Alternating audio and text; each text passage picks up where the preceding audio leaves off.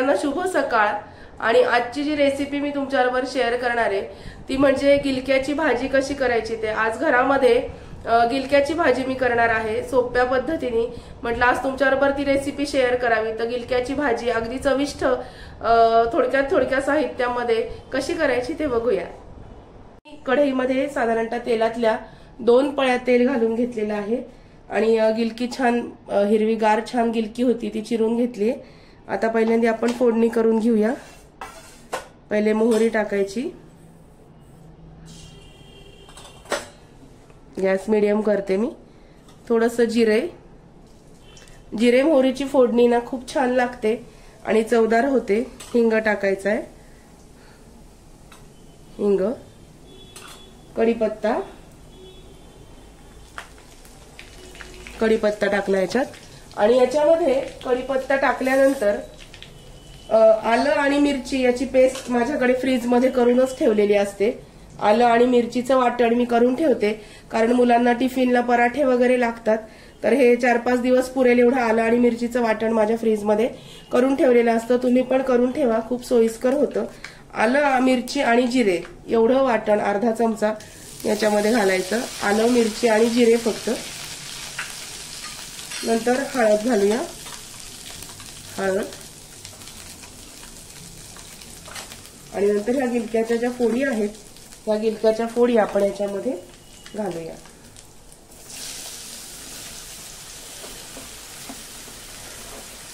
त्याच्यामध्ये गिलक्याच्या फोडी मी फोडणीला घातल्या आहेत। आता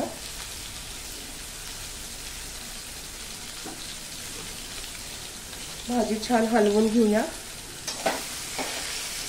आणि हा जो लसूण मी तुम्हाला दाखवला याच्यामध्ये 4 ते 5 पाकळ्या डिश मध्ये तुम्हाला लसणाच्या दिसल्या असतील,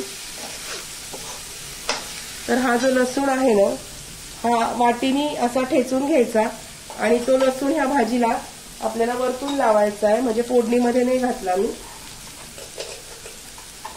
आपण जसं वाटीने ठेचून घेतो ना लसूण, तर वाटीने ठेचून घ्यायचा लसूण असा, वाटीने असा थोडासा चरडून घ्यायचा आणि तो ह्या भाजीला वरून लावायचा, फोडणीमध्ये नाही घालायचा। कच्चा लसूण भाजीला लावायचा आहे आपल्याला, हे बघा। आणि आता आपण याच्यामध्ये पाणी घालूया। तुम्हाला किती रस्सा पाहिजे तेवढं पाणी घालायचं। एका माणसाच्या अंदाजाला 1 ते 1.5 वाटी पाणी, 4 जण असतील तर 5 वाट्या पाणी घालायचं, 3 जण असतील तर 4 वाट्या पाणी घालायचं, असा अंदाज ह्या भाजीच्या रस्स्याचा आहे। तर एवढं तुम्ही लक्षात ठेवा। आता आपण याच्यामध्ये, आता आमची ही 4 जणांची भाजी आहे, आम्हाला थोडासा रस्सा घट्ट लागतो म्हणून मग मी 4च वाट्या पाणी घालणार आहे। बघा, साधारणतः 4 वाट्या पाणी।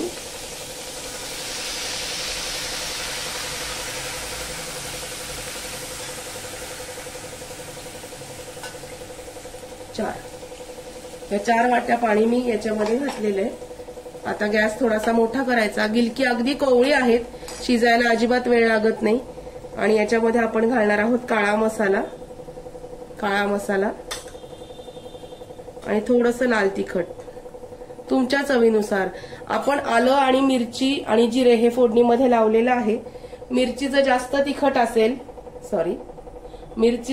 तिखट असेल तर मग हे तिखट मसाला थोडासा अंदाजाने कमी वापरायचा।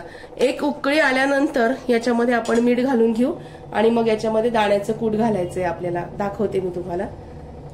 या भाजीवरती मी झाकण ठेवते, रस्सा आहे त्याच्यामुळे या झाकणावरती पाणी काही टाकत नाही। जेव्हा कोरडी भाजी असते तेव्हा या झाकणावर आपण पाणी टाकत असतो, म्हणजे माझी तरी ही पद्धत आहे। प्रत्येकाच्या पद्धती, प्रत्येकाच्या हाताची चव ही वेगळी असते आणि ऑफकोर्स सगळेच जण चांगलं करत असतात। तर आपण याच्यावर झाकण ठेवलेलं आहे। 1 उकळी काढून घेऊया आणि मग याच्यामध्ये मीठ घालूया। भाजीला 1 उकळी आलेली आहे, हे बघा भाजी उकळताना दिसतीये। आता आपण मीठ घालूया।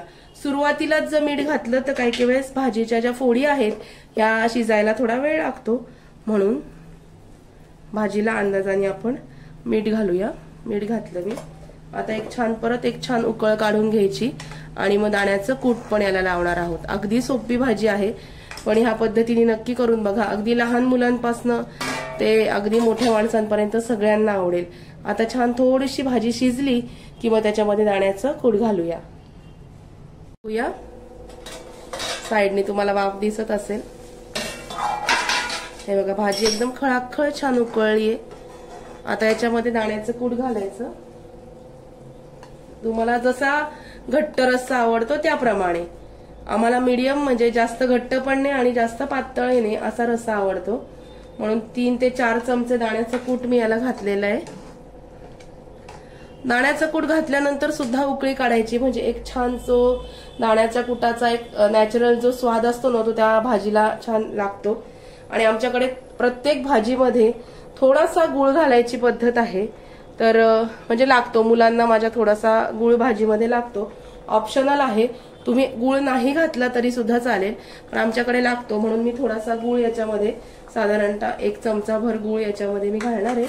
आणि परत एकदा भाजीला उकळी काढून घेते. झाकण ठेवले आणि परत एकदा छान भाजीला उकळी काढून घेऊया. बघूया. चला आता आपली भाजी तयार झालेली आहे. मस्तपैकी 5 ते 10 मिनिटात भाजी छान तयार होते. हे बघा. आणि आता ह्या भाजीला एकदम छान उकळी आली आहे.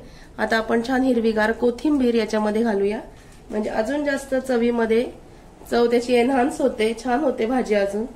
हे बघा, अशी आपली गिलक्याची रस्सा भाजी तयार आहे. गिलकं पण मस्त शिजलंय आणि गिलकं शिजायला अजिबात वेळ लागत नाही, पटकन शिजलं जातं. तुम्ही पण नक्की ह्या पद्धतीने भाजी करून बघा. आणि जेव्हा मी तुमच्याबरोबर रेसिपी शेअर करते तेव्हा अशी भाजी करते आणि लगेच आम्ही 10-15 मिनिटांमध्ये जेवायला बसतो.